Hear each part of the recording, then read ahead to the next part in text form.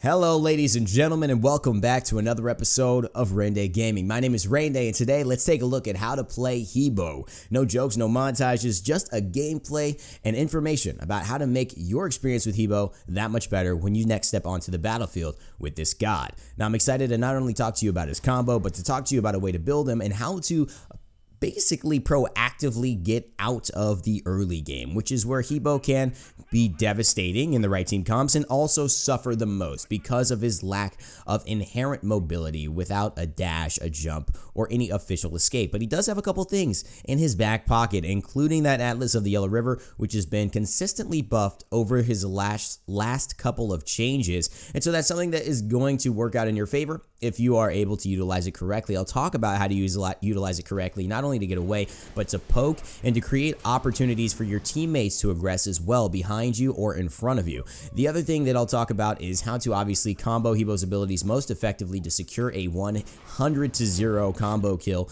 But not only that, I will show you how when you get to late game, you are able to literally one-shot opponents with your ultimate. There's no doubt about it. You will be one-hit KOing your opponent. So stay tuned for this. I'm very excited. One of the most damaging mages, and again, this god is rated easy. Now, I have a lot of qualms with that, Hi-Rez. I don't think this god is easy. I'm sorry. I think Hebo is one of the most difficult gods to get out of early game because he's so gankable, and especially when you have gods like Tyr who could just mess you around and you have no inherent way to get out of that except maybe try and ride on your magic carpet of immunity to slows. It doesn't really mean that people won't be able to kill you before with your limited life pool. I've got 637 health. No wonder the Tyr is blinking on me and these people are pressuring me so much. I could have easily died in these last few engagements if they would have just hit a couple of their abilities, and that is one of the issues. If people focus you as a Hebo early on, it's going to be very hard, and you're a key for Hebo to be successful and to have the great gameplay experience you want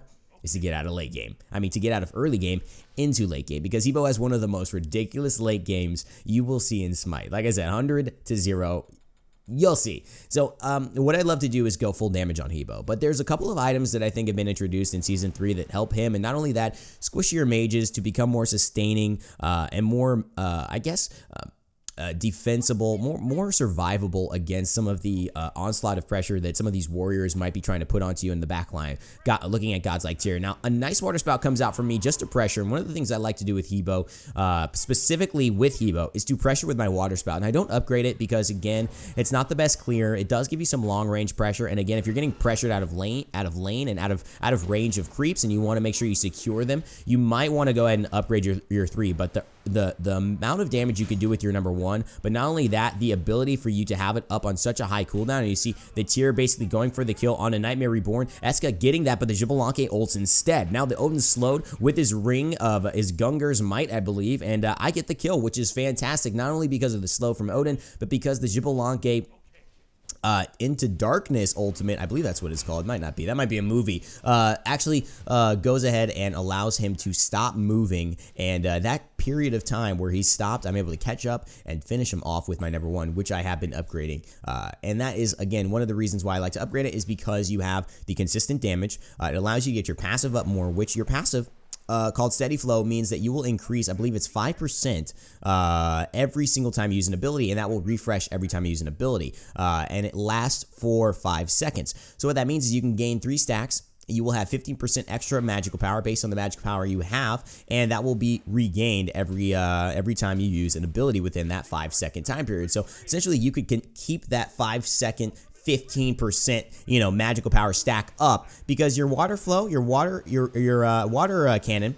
What is that? Oh, it's the blink here from the Tyr, but a fantastic beads by me, to be honest, to get out of that. I would have been dead if he would have been able to hit me with his number 2, but because I only got hit by the first part of the Fearless and I didn't take that damage, it looks like I survive, and that Tyr actually, oh wow, must have sanctuaried or something. That Tyr does not have a sanctuary, so I'm not sure. Maybe that basic attack did not connect, but I would have thought the Zeus would have hit him with the chain lightning and detonated, but Either way, the ability for me to beads out of that combo before I got knocked up into the air allowed me to survive. And again, the dangers of Hebo. If I would have died there, again, not as much farm. I give Tyr a kill. He's more aggressive towards me because he knows he got that easy kill. Start picking on me even more, and now I'm in a problem. Now, this is exactly how you want to aggress as a Hebo. Now, I missed my ultimate, but I do put myself in a position to be right near him, and now this looks like it could be all she wrote. Eska comes back, and again, I get caught trying to chase it, a little bit frustrated that I didn't hit my ultimate, and that's part of the problems with Hebo. That ultimate would have easily secured the kill, but it's static. It's not, you can't move while you're using it. You have to set it up in hopefully the line direction people will be running, and with that Nox being able to dash away, it just was not on the mark, and therefore, even though I would have been able to kill her with my water cannon, she silenced me and rooted me very well. Good plays by her and allowed her to do that. So with Hebo, as you saw me do, aggressive there with my Atlas of the Yellow River, that number 2 that allows me to not only make myself immune to slows and increase my speed by, I believe, 40%, but I'm able to then go ahead and allow the slow to take place onto the enemy that runs onto it. So the enemies are slowed there as I do pick up the kill onto Eska. That's my second kill onto him, and now I'm 2-1, and this is exactly how I wanted to come back to lane. By getting a kill, I've got my water cannon available to maybe reach out and try and poke the Nox, and like I said, I love to use it as poke. I like to level the number 1 because it's such a quick cooldown. It's actually only especially when you build cooldown, it's less than a 3-second cooldown. Right now, I believe it is a 3-second cooldown, but it's less than a 3-second cooldown when you build some cooldown. When you build some cooldown onto your character. And so that's going to make it so available. And it's going to be hitting for quite a lot of damage.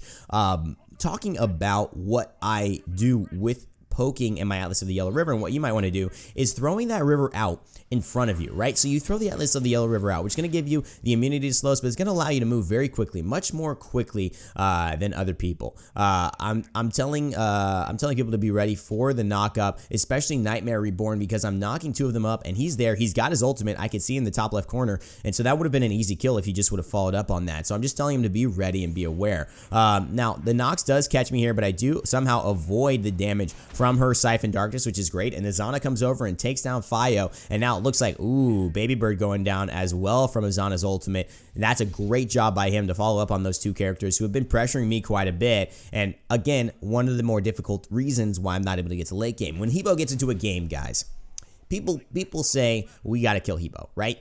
It's very rarely a game where you're going to be able to just stay in the back line and no one will focus you because they know you're a damaging threat. Most people who have played against this god know how dangerous he can be, and that is why you have to be very cautious, and you have to really look to poke out opponents so they don't feel confident going up near you. Again, because your abilities are on such a short cooldown, you will be able to do quite a lot of damage to people who think that they can just like kill you right away, as long as you're able to play it the right way and avoid it. Like, this is what I like to do. Come up forward, try and poke somebody, and then back up, all on my carpet. That way I have that movement ability so that if they're trying to chase me there, they not only are slowed and can't, but now I can go up, get an easy water spout when they thought I was out of range, and then back up to safety. This is one of the best tactics you will see a Hebo player do, and one of the more consistent ones you'll see them do, except in Joust and Duel and things like that. You'll see them throw the end of the carpet onto the player, so it will actually slow them for a moment, increasing the teeter-totter of how fast you're moving and how slow they're moving, because again, they get slowed, and I believe that is by 50%. That is a huge slow. Half the speed you're moving, and I'm going half the speed more. It's a basically 100% speed interchange. And now that you're looking to try and look at this here, guys. This is what I'm saying. People will try to, now I am in the left lane by myself back, and people will try to still gank you just because you are Hebo, and that is why you have to play super cautious. There are a couple items you can pick up, such as Warriors, Warlock, Sash, and other things that will help you. But now I try and go over to the right side, and the Loki immediately ults me and tries to kill me. And he just killed me, and I'm 2-2. And again, guys, this is a great example of how going into this early game, you have to be extremely cautious. I got a little forward because I had my ultimate. I was feeling myself. You know, I was listening to Drake, and I was like, yeah, I'm too good for you. You take my love for granted. I'm too good for you.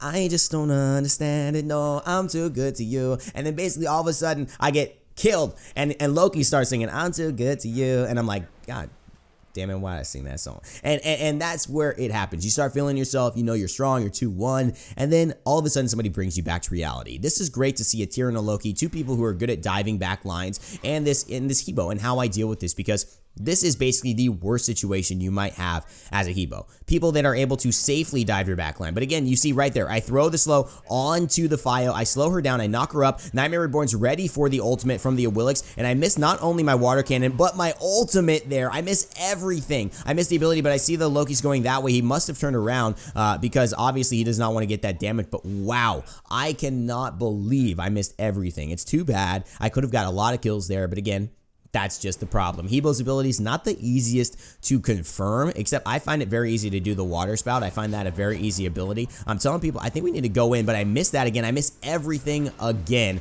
and that's just a huge problem for me. A tier is coming, I know it, but I have to go. I'm in my tower range. I'm hoping that he doesn't, and he does look like he's heading back to base. Now, I have just not played this well, and that's one of the things that will happen. You know, Hebo is a god that you have to play very perfectly. You have to play him like you have some imperfect, and you see here I'm getting a call via curse, so I'm basically canceling that call. But you have to play him very, very good in this way that, you know, oh, now I see Prometheus is talking to me in the background here. I'm trying to tell him that I'm recording, but I have to probably text him here. So everybody say hello to Prometheus. He's one of my clan members. He's trying to reach me on Curse, and I don't think he's going to realize that my mic probably isn't hooked up to be able to be heard. So I'm just going to type to him right now and let him know that I am in the middle of recording and to call me later. So hopefully that happens and he stops making a surprise appearance in our video. But anyways, guys, like I said, Hebo is a guy you kind of got to play very well, I think, and play perfectly almost in order to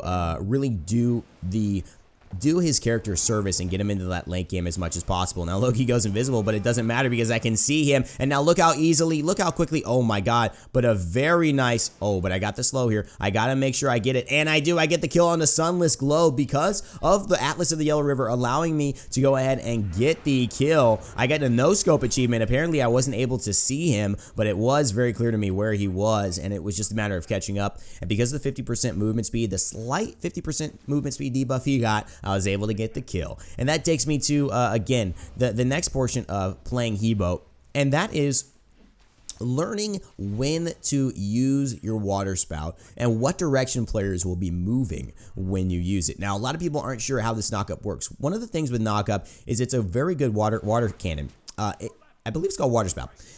It does basically, at its max rank, it does about 280 plus 85% of your magical power. So that's quite a lot. I mean, look at this. I've got 100% of my magical power would be 326. So let's just keep it there because I just increased by 50. So let's say 300 magical power. I'm adding on to 285. That's about 585 magical power. That's enough to kill a squishy if they're, you know, 40% health pretty much, or maybe even 30% running away. So one of the best things to do to learn is to, yes, you can use it as a finisher. It's a really good finisher, but it's also one of Hebo's best initiating tools. One of the ways I'll talk to you about that is like Scotty's Permafrost. One of the ways you can look at using water spout is to have somebody approaching you from a distance and actually water spout them up. What that will do is they will move not in the direction your water spout hits them. So it's physics based, but it's not based on whether you are able to knock them from the right and catch them on the right side of their body, and that will knock them to the left. It's based on where they're moving. So if they're moving to the left, they will move more to the left. If they're moving to the right, they will move more to the right. I've got my ultimate here, and I get the kill. Finally, I get a tower dive, and I finish it off. I've got two people coming. The Alpwatch is coming towards me, but I'm able to survive it. I've got no movement speed debuff. I know the Loki is there. I try and use my water spout to knock him up and give myself another chance, but it's not enough. It looks like they may get the kill onto him. No, they won't. The Loki there right in time to punish my dive. But I'm 4-3-2, and I'm getting enough kills. I'm getting my Warlock Sash now finished, and that's going to help me in not only my magical power, but surviving that Loki dive. And I do have Aegis as well, but I guess I used it too late. Now, couple things here, because we're really getting into more of the fine parts of Hebo. When you knock somebody towards you, and they're running towards you, what you can do is then have your water cannon ready to fire on them before they hit the ground. So essentially you can get two abilities off that should be about 1,000 damage to them, especially a squishy character like a Loki, before they even hit you. Now what will happen is they will immediately be so surprised that you have almost killed them when they were trying to kill you, is they will start to run away. And that's when you Atlas of the Yellow River onto where they're running, and you're able to use your number 1 to then basically go ahead and kill them. Now Eska, look at the damage that's being done to him. He's a warrior, but he ain't that tanky, and most warriors will build more physical defense than magical. So yes, they can bully you, but you can bully them as well. Remember that. Nice knockup. As you see there, exactly what I was saying. The Loki running towards us, and I'm able to not only get the kill because I'm able to get so much damage off to him because of the fact that he's moving towards me, and then I hit a water cannon before he falls down, and now that means that he is done. He is donezo. He's out of the fight. There's no way he wants to continue fighting. That's exactly what I was talking about. And one of the best things you can do as a Hebo, like a lot of the times it's hard to fight a Hebo because that knockup means that you can't attack, but he can. And because when he gets some cooldown online, he's going to have his water cannon up, his number 1, so much more. I mean, it's already a 3-second cooldown, guys. It's going to be up for what? I mean, if he 40% of that, maybe 1.8 seconds, right? That's going to be insane. It's going to be ridiculous how fast he can do that. He might be able to hit you twice before you can even react, and that's the problem. If he has a beads, if he has an Aegis, or if he even has his ultimate, which you could tell in the end is going to be the key to that combo if you want to 100-0 somebody, it's going to put him in a position where even if he's caught low, if he gets a knockup on you, you could die. And that is why Hebo is one of the best late game and one of the best mages in the game if you know how to play him and use him correctly. In duel, he absolutely dominates. But the idea is that he's squishy and he can get caught out very easily. I do some nice dodges there onto the Nox, but the idea, oh, Loki's here, but guess what? I'm dead. Nope, I have no response. I thought my Aegis was up. It's not. And again, life of a Hebo. Life of Hebo, getting killed by Loki, Tyr, getting dove. And that's it. That is the life of a Hebo. So you have to be ready. I'm not gonna try and sugarcoat this, guys. You want to play Hebo? That will be your experience quite often. But guess what? There is redemption. Don't worry. Don't be upset. Don't fear, my child. There is redemption. I feel like the Lion King. I feel like the guy what is it? Mufasa? Yeah, Mufasa talking to Simba. Do not fear, my child. James Earl Jones up in here. But no, people say I'm Morgan Freeman. I'm the Morgan Freeman of SMITE, guys. Don't you know that? Okay, somebody said, if you haven't seen my visual interview with SMITE magazine, Gray was making that funny joke. I actually really like it. I'll try and post that for you guys, the full interview in a little bit. I've just been busy and caught up with a lot of stuff. Paladins casting and playing that and learning that as much as I can. And then, of course, SMITE and getting these videos out, the top 5 from the other day, how to be a better warrior, which is awesome, and all these other things. So just trying to do that. So now our left tower is gone. I know the Loki has been really the bane of my existence here, and I'm trying to make sure that I'm aware of him, but I'm also trying to make sure that, you know what, I come into the fight with a plan. I come into the fight with a step ahead of him rather than him being a step ahead of me. And a lot of times that has nothing to do with him being a different character. It has me planning my attack, using the vision of my teammates, being aware of where people are, and not just going in haphazard. I'm staying in the left lane for one reason only. That is to be getting solo farm. Now in Clash and other game modes and pretty much anywhere you are except Arena, solo farm is extremely important in giving you a level advantage over the characters you're playing. If you can do that and you're a Hebo and you're squishy, not only will your damage be astronomical, as I see now the Loki is in a bad spot. He's on a rampage, 5 kills in a row, 3 of those kills are from me for sure. Look at that outwatch, 668 damage. He activates a frenzy for some reason, and now this Loki has revealed himself. But now, see, they're getting all poked out. The Tyr is here, he's jumping back in. Everyone's been poked out. No ultimates on our team have been used except Xbalanque's. I mean, they are poked out right here. I know the Loki is around there somewhere. I know he wants to come from me. Neath coming in from this side, but now looking back, they're all over here and they're very low. They do not want to mess with me. This is what I'm doing. I'm putting a position where they cannot approach me in this water carpet, but I'm able to move very quickly, not only getting the farm from the minions by getting those last hits on them, but actually getting the poke onto the Neath. And now that's a good team fight. That's a good start of a team fight. I am low on mana though, which is what I wouldn't have wanted, but I see the Loki and I know he's going. Again, this is the example. I'm now on the front foot. I see where he wants to go. I have my ultimate. I am ready. What is this Loki gonna do? What is Neath gonna do? She's gonna die. Let me tell you that. I've got my ultimate. That Loki's gonna die as well. And that is what I'm talking about, my people. Now I throw the water carpet onto there. This Outwatch, he's gonna die as well. The Grinch. Baby Bird 15 going down to those baby bolas. Baby bolas. Baby bolas. I want to say something else, but I said baby bolas. Now, I want to threaten the Tyr as if I'm going to water spout him, but it doesn't look like I have enough mana to do it. Otherwise, I might have been able to get that kill as well. And that is the difference, ladies and gentlemen. That is the difference. That is the key. Knowledge, being mechanically good with your god. Okay, great. I love it. You can play Uller lights out. Amazing. But if you just keep getting killed by a Loki and you're the best Uller player ever, something's wrong. You gotta learn to take the game by the tactical viewpoint as well.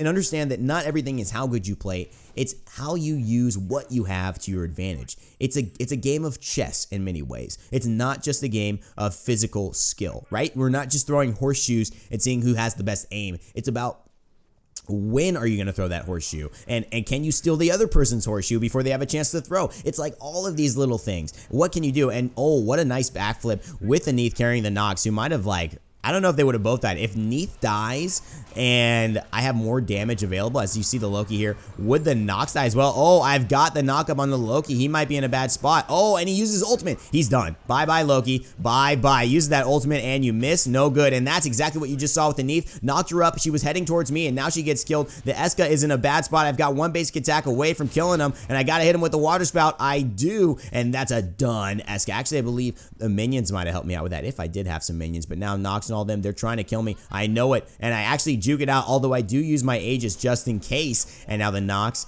does not get that kill. I'm 8-4-8 and I've got a full build now. Watch out. Now they stopped me early game enough, but this game went to the late game. This game was not finished early enough for them. If they would have got me when I was 4-4, maybe, but they have allowed me to get 4 kills now, and this is where this gets fun.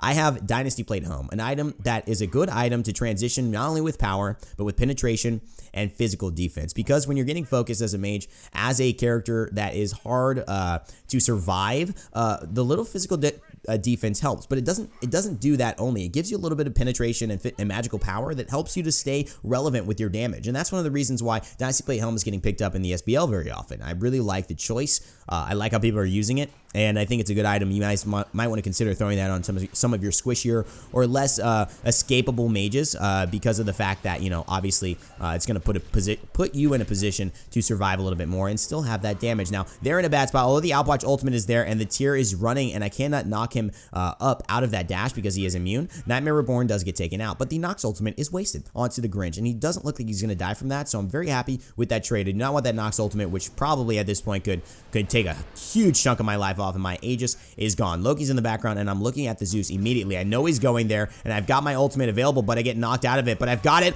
Oh my god, the double kill!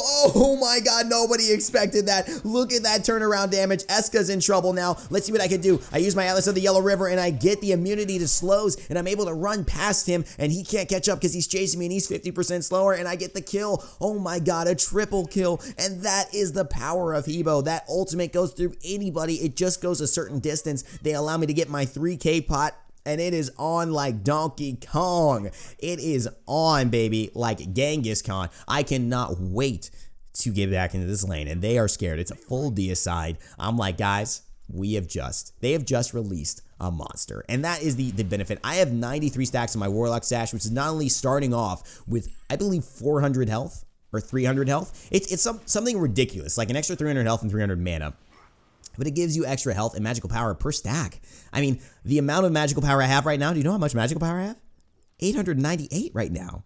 But when I have my full passive, look, 900, 954, 981 magical power right now, guys, with Hebo's passive. That is why he is so amazing, because it's not just 15 magical power. It's not just 30. It's 15% of his total magical power. So when you have a lot, when you have items like Rod of Tahuti that allow you to capitalize on the amount of magical power you already have, but then you combine that with his ultimate, you combine that with a stacked item, you're getting 15% of everything. That's why stacked items, I believe, are very good on some of these really high scaling mages, is because it's almost percentage based. It's almost like you're looking at Hebo from the position of get as much as possible, because he's going to be able to take advantage of that as much as possible more than anyone else, right? And that is why it's sometimes better to go and just get these stacked items. Warlock Sash, a great pickup on Hebo right now for the extra survivability, the extra health, but not only that, the magical power. He does so much more with it than any other character, because he's getting an extra 15% off of that, and with Rada Tahuti, you're getting an extra 25% off of that every stack. So an extra 40% of magical power from every stack of Warlock Sash. One of the most efficient characters with Warlock Sash in Smite, I would imagine. Now, you've got some penetration in my build as well, not only with Dynasty Plate Helm, but with Obsidian Shard. I know Loki's right around here. I saw him just disappear. And is he still hanging around here? I cannot tell. I do not know where he is. I'm looking for him, though. He might have gone around the backside, and now, I've got my ultimate, though. They don't know the ultimate from Outwatch. What's going to happen? They have to stop in place. The double kill comes up. Oh, Neath, I'm so sorry, and that is how you do it. The knock up into the water cannon before they can respond. Seer can't chase me on this water carpet, but I can go ahead and chase him. The Loki tries to ult me, but I Aegis immediately. No damage over time for you, big boy. I miss my water fire cannon, but it doesn't matter because I've got one available coming up for this tier who wants to run away. That's an unofficial quadra kill, ladies and gentlemen. That is Hebo at his most dangerous. The tier, you better get out of there. Yeah, you better fearless away, and that is the case. Oh my goodness. The Chronos Pendant making that a 1.8 second, I believe, 1.9 second damage, cooldown reduction. And so this is just an example of how to utilize Hebo, how to make sure that you get yourself into the late game, and how to really use this carpet to your advantage. Now here's the knockup. Now it doesn't matter, but what would have really happened if that knockup would have taken place is the fact that he would have stopped out of his combo attacking me, and I would have gotten 2 hits of magical damage onto him before he had any chance. And as you could see, my knockup to the Neath in that team took off 80% of her health. So you can see exactly how damaging that can be. And that is why that knockup is so important to understand how that works. Yes, your crushing wave will kill people. It will one-hit KO people in this build. As you saw, I've gotten 2 double kills and a triple kill, quadra kill in this game with these scenarios, okay? Just using my ultimate to just annihilate 2 people before they even had a chance to fight. Shout outs to the Xbalanque ult, making it very predictable. People who have ults like Ares, Xbalanque, even Guan Yu, making it very easy and predictable to where and when and how you're going to use your ultimate, help you to guarantee that damage. It's much more it's easier to hit because it's a wider path and it's near you, right? It's a lot easier than, say, hitting Scylla's ultimate, but it's still not necessarily guaranteed. 957 damage, ladies and gentlemen, from my number 1, and that's up in 1.8 seconds. Can you believe this? This is how you play Hebo. This is the damage that can happen. Yes, look at that. I am now being chased by the tier, but he can't chase me on my carpet. I turn back around, get some damage on him. Now I'm getting some more damage. Where are you going, tier? You're gonna have to run in a second. The knockup is there. I got some more damage, and that's a dead tier. He didn't even have a chance to fight me. The knockup into that. I'm godlike. 13 kills in a row. What are you going to do? I've got the knockup, 1,000 damage onto the Nox, guys. 1,000 damage from my number 3. What? That's an ultimate. That's an ultimate if I ever saw one. Jing Wei's ult hits for like 20. Jing Wei's ult hits for like 20 compared to that. 969 damage. This Alpwatch is in trouble. He's dead. 1,684 damage. 1,013 damage onto the Nox. This is Hebo, ladies and gentlemen. You haven't played this god? You better play him because you are going to have the blast of your life. You can carry a game. That is 18, 4, and 10 Hebo gameplay. Here's the build. Here's the gameplay. This is the discussion. You know how his abilities work. You know what they do, and now you know how to go out there and make it happen in your own games. The only thing I want to tell you guys and talk to you about real here in the back, and while you look at the items and we talk a little bit more about the game and the matchups, is I want to give you guys 2 final notes and reminders. With Hebo, yes, late game, you're absolutely a monster. Early game, be careful. Know that if you cannot make it to late game the way I did, if you cannot hit some of these ults, or if you can't really do it as successfully and as effectively, you will not be the same. Hebo at level 20 when other people are level 18, 19, 17, it's a big deal. Hebo level 14 when other people are level 17, 18, 19, it's a big deal. But in the other way around, you're not going to be as effective. And I want to make sure everyone understands this point. The early game, the first plays you make, be careful. Use that water carpet, Atlas of the Yellow River, to get in, get out, clear your minions. Sometimes you're getting super pressured, upgrade that 3. It's okay. Get those minions, get your gold, get your XP, farm safely. Have somebody kind of carry you, right? Or babysit you. Because if you get to late game, this is what can happen. I like Aegis and I like Purification Beads. I like Sanctuary and Purification Beads because of the damage when people are going onto you and being able to beads out of hard CC. It's really, really good because sometimes with Hebo, all you need is a little bit of time. And especially when you finish off that Chronos Pendant, you're going to be in such a better situation. The reason I got Rod of Tahuti early in this build and not later is because I got a couple of kills early and I wanted to finish that off before Chronos. But a lot of times you might see Chronos Pendant and Rod of Tahuti switch places in this build, and possibly even Warlock Sash come in where you see Rod of Tahuti and pushing that back. It's really up to you. It depends if you get early kills or not, but the more magical power Hebo does, the better. That's why I love the Warlock Sash. I love the Rod of Tahuti. I love these things in tandem with his ability to scale so well and be such an effective and dangerous mage. I hope you guys enjoyed this how to play Hebo, and let me know which god you want to see a how to play on next. I'm really enjoying this series and hopefully helping a lot of you who haven't played these gods, maybe haven't rinsed them or were looking at rinsing them, and showing you not only their potential, but giving you a groundwork for how to play them successfully and be the best Hebo, the best Artemis, the best Sun Wukong that you guys can be when you first step out onto the battlefield. Of course, it all takes practice. What in life doesn't take practice? But trust me, as long as you have a good foundation, you're way ahead of the other players. Thank you guys so much for watching, and as always, remember to never give up, never stop gaming, and I'll see you guys next time.